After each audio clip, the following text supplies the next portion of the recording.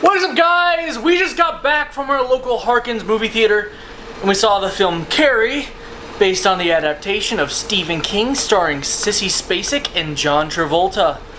I've seen this movie before, and that obviously taints my thoughts on the matter, but someone who hasn't seen this movie before is Drake. So for starters, the movie started off like a softcore porno. We were in the girls' locker room, full frontal nudity. Titties and bushes. Yeah. And George and all. The B's and B's. You get George Jeb. But then the movie plays out, and then we get to the scene that everyone knows. I haven't seen Carrie, but I'm very familiar with the story. I don't know anyone who doesn't know what happens, regardless of if you've read, watched, or haven't, any of those. You've heard of it. Well, you know what's everyone's heard of Carrie. It's just one of those things. It's very large in pop culture. Mm-hmm. And I really felt bad. It played out, and even though I knew it was coming, I didn't want it to. I was very happy for Carrie. I was like, she gets crowned prom queen. That's that. She, submits her mother with her telekinetic powers. But none of that happened, unfortunately, and the pig blood prevails.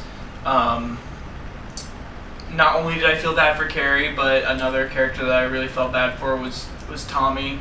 Tommy Ross. Tommy was, in the beginning, was mean to Carrie like everyone else, but he ended up turning it around, and he was a really good guy during the prom and everything. And I don't know if he was mean. It was more of kind of like, his girlfriend was telling him to go out with another girl, essentially. Yeah, and it's not like he was mean to her directly. The main thing I'm thinking of was whenever Carrie complimented his poem and he didn't like it, kind of thing. There was that scene. But I don't know if he didn't like it. I think he said you suck. I think he was telling the teacher he sucked. Oh, maybe. I don't know. Well, because the teacher was making fun of her. I think he stood up for her. Okay. Or did you have that? Do you think that differently? I did. You had to flip around. Okay. Yeah. I thought he was talking to Carrie because everyone else was seemed to kind of like it, and then Carrie said something, and then everyone was making fun of the poem, kind of thing. Yeah, he's telling the teacher you suck. That's why he didn't. Okay. Yeah. Alright, I guess Tommy was pretty good the entire time then.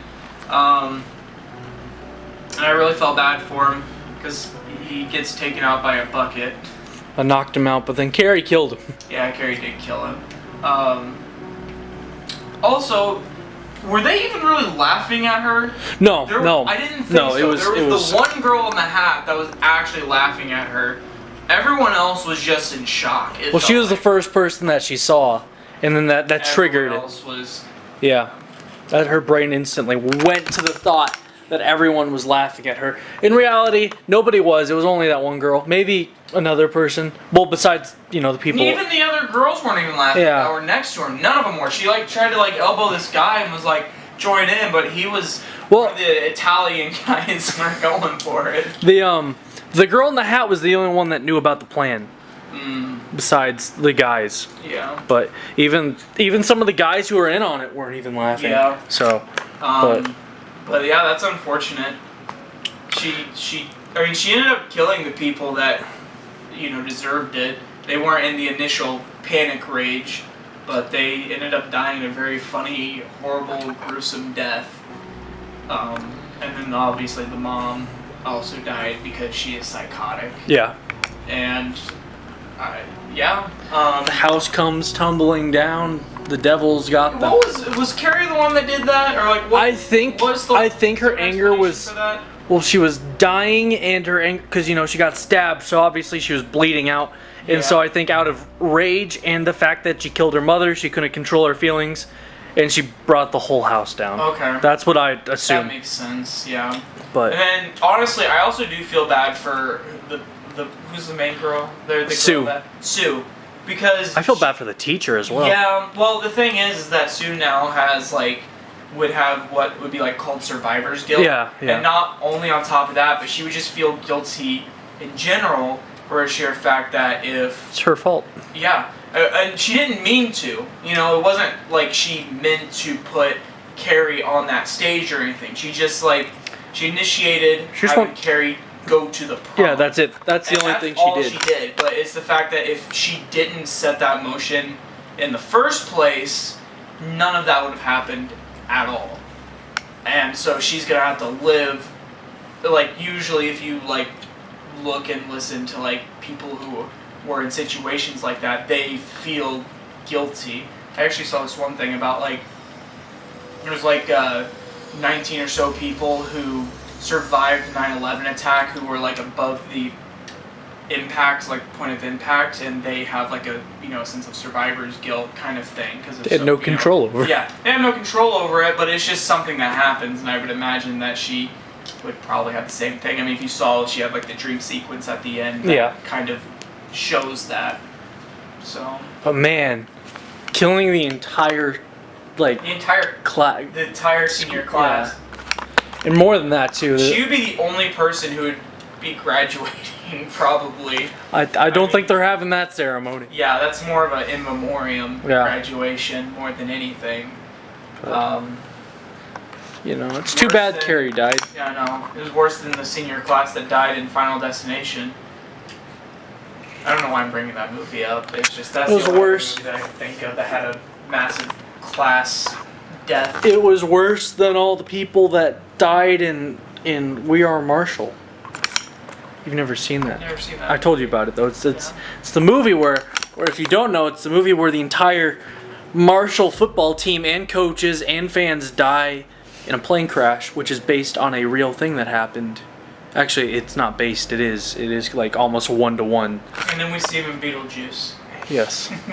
Anyway, we're getting sidetracked. But overall, I thought it was a solid movie. It's obviously, like we said, the story of Carrie, everyone's practically born knowing it. And it's just ingrained in pop culture. So if you are a horror fan, it is a much watch. I think it took me, as a 20-year-old, took me too long to see it. Yeah, what the heck, man? I know. There's a lot of movies. I watched it when I was 11 and it was a porno. Oh my gosh. Honestly, I feel like that's what this movie review stuff is practically. It's like, hey, Drake, you didn't grow up looking at this classic movie. Here you go.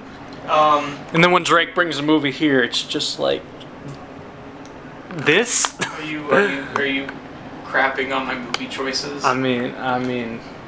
I probably have chosen like 0.5% of the movies we've actually reviewed on camera. But yeah, that's pretty much the premise. Yeah, that's pretty much it. I'm gonna give Carrie 3 Jesus rubber plants out of 5. I was gonna go on a different scale. I'm still gonna do it.